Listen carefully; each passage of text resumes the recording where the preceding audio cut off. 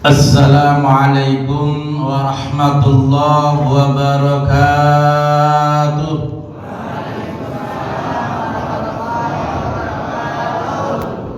Bismillah walhamdulillah wassalatu wassalamu ala rasulillah wala hawla wala quwwata illa billah, amma ba'd. Faqad qala ta'ala fil Qur'anil Karim wa huwa asdaqul qailin. A'udzu billahi minasyaitonir rajim. Bismillahirrahmanirrahim. Rabbis shrah li sadri wa yassir li amri wahlul 'uqdatam min lisani yafqahu qawli. Wa qala Rasulullah sallallahu alaihi wasallam, man kharaja fi talabil ilmi fa huwa fi sabilillah hatta yarji'a. Shadaqallah wa shadaqa Rasulullah.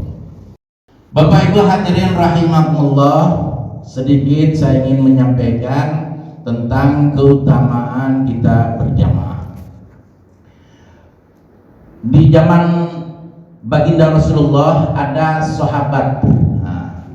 Sahabat ini namanya Sya'ban. Mungkin bapak-bapak sebagian udah pada dengar, atau mungkin yang tahu, saya guru saya ilmu, jangan ganggu gitu ya. Saya akan jelaskan ini untuk menjadi motivasi untuk kita. Jadi di zaman Rasulullah ada yang namanya sahabat bernama Sya'ban. Sya'ban ini rajin ibadah sholatnya, selalu berjamaah subuh, dan dia selalu hadir sebelum subuh berkumandang, sebelum azan berkumandang, dan dia selalu mengambil tempat di sebelah kanan, pojok sana, pojok kanan. Apa alasannya dia di pojok kanan? Supaya kalau salam dilihat oleh Nabi yang pertama. Di orang yang pertama dilihat Nabi adalah dia gitu ketika di sholat. Nah, dia selalu di sana dan juga nggak mengganggu orang gitu. Maka dia selalu mengambil posisinya di sebelah kanan. Nah, suatu ketika Sya'ban ini tidak kelihatan. Nah, Nabi sebelum mulai ngomong kepada jamaah, wahai jamaah, di mana Sya'ban? Sholat akan segera dimulai. Jamaah tidak ada yang tahu, tidak ada yang nyaut, karena mungkin tidak ada yang paham di mana rumahnya Sya'ban itu.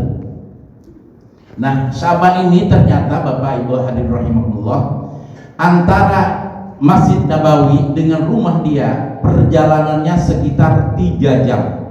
Bapak bayangin aja, dia untuk melaksanakan sholat berjamaah harus menempuh perjalanan 3 jam ya, dari rumah dia ke masjid itu 3 jam perjalanan. Mana ada yang sekarang 3 jam, nggak ada ya, paling 10 menit 20 menit udah males, udah ogah-ogahan gitu, males, jauhan lah, 10 menit jauh gitu kan. Sya'ban itu 3 jam Bapak, mungkin dari Kerawang kali ya, jalan kaki ke sini. Luar biasa itu. Jadi suatu ketika Sya'ban tidak kelihatan, batang hidungnya tidak hadir, maka Nabi mencek kemana Sya'ban ini, namun tidak ada yang tahu. Nah, oleh sebabnya Nabi melanjutkan sholat subuh berjamaahnya. Setelah sholat subuh selesai, kemudian zikir, Nabi pun berdiri kembali menengok ke tempat yang biasa Sya'ban tempati. Ternyata masih tidak ada, dan beliau juga menyatakan, kemana Sya'ban ini? Adakah yang tahu rumah Sya'ban? Baru pada saat itu ada seseorang yang menunjuk tangan bahwa saya tahu ya Rasulullah, rumah Sya'ban di mana. Maka Nabi beserta beberapa sahabat sepakat untuk menengok keadaan Sya'ban, ada apa sehingga Sya'ban yang biasanya rajin ke masjid tidak hadir pada saat itu. Maka setelah musyawarah dengan beberapa sahabat, Nabi berangkat dengan beberapa sahabat untuk menengok keadaan rumah Sya'ban, keadaan Sya'ban. Maka betul perjalanan 3 jam dari Masjid Nabawi, ya Masjid Nabi, dengan rumah Sya'ban itu 3 jam perjalanan. Luar biasa. Maka setelah ditunjukkan itu rumahnya Sya'ban, kata sahabat tadi, maka Nabi bersalam. Assalamualaikum, diberitahu bahwa beliau adalah Rasulullah ingin berjumpa dengan Syaban. Di dalam rumah ada yang menyaut, seorang ibu, ternyata itu adalah istrinya Syaban. Ya Rasulullah, saya istrinya Syaban. Syaban baru saja tadi sebelum subuh dia telah wafat, meninggalkan kami. Tapi ada yang saya tanyakan, ada yang saya kaget ya Rasulullah. Ketika Syaban sakaratul maut, Syaban berteriak-teriak. Apa kata baginda Rasulullah teriakan Syaban? Waduh, kenapa tidak yang lebih jauh? Itu yang pertama. Yang kedua, aduh, kenapa tidak semuanya? Yang ketiga, aduh, kenapa tidak yang lebih bagus? Itu teriakan Syaban ketika syakaratul maut. Bapak-bapak, ibu-ibu hadirin rahimakumullah mungkin sudah paham, sudah mengerti bahwa kita nanti ketika pas syakaratul maut, Allah akan perlihatkan tempat yang akan kita tempati nantinya. Apakah kita akan di surga? Apakah kita akan di neraka atau bagaimana? Diperlihatkan oleh Allah tempat yang akan kita tempati nanti setelah kehidupan dunia ini. Maka ketika itu Syaban diperlihatkan pahala-pahalanya.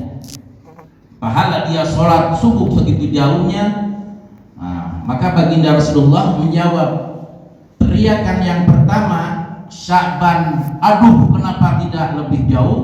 Dia merasa jalan dari rumah ke Masjid Nabawi itu terlalu singkat, terlalu dekat, padahal sudah 3 jam perjalanan. Karena saking banyaknya pahala, saking luar biasanya pahala berjamaah, langkah demi langkah dibalas oleh Allah, kebaikan demi kebaikan, maka Syaban, waduh kenapa tidak lebih jauh waktu itu ya. Begitu. Maka dia berteriak, aduh kenapa tidak lebih jauh. Kemudian teriakan yang kedua, kata baginda Rasulullah, Syaban diperlihatkan. Kenapa tidak semuanya? Suatu ketika Syaban sedang sarapan, sedang makanlah kalau di kita mungkin, dengan roti tentunya kalau di sana. Diketoklah oleh seseorang, ternyata seseorang itu adalah tunawisma, orang miskin yang kelaparan.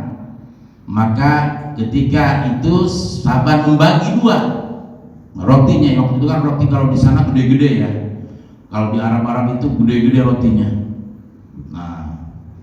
Ternyata dibagi 2 sama dia, diperlihatkan pahala memberikan roti saat itu, diperlihatkan oleh Allah kepada Syaban.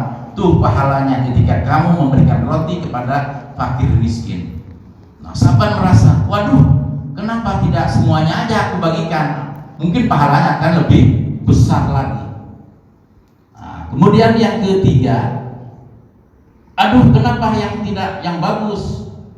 Ketika itu musim dingin, kalau kita di Madinah kalau dinginnya luar biasa dinginnya, habis subuh itu dingin banget gitu.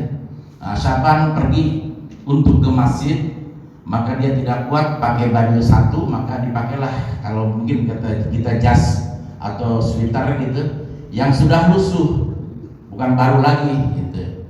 Maka di tengah perjalanan dia melihat ada seorang tunawisma yang tidak berpakaian, kedinginan, menggigil.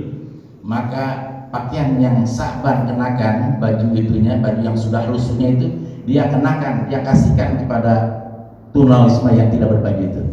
Akhirnya diajak ke mushola, ke masjid untuk sholat berjamaah. Itulah, jadi Allah memberikan gambaran, memberikan nanti apakan apa pahalanya, itulah diberikan kepada Syaban, diperlihatkan kepada Syaban, sehingga itu luar biasa gitu kan ya. Begitu saja Bapak Ibu hadirin rahimakumullah ya.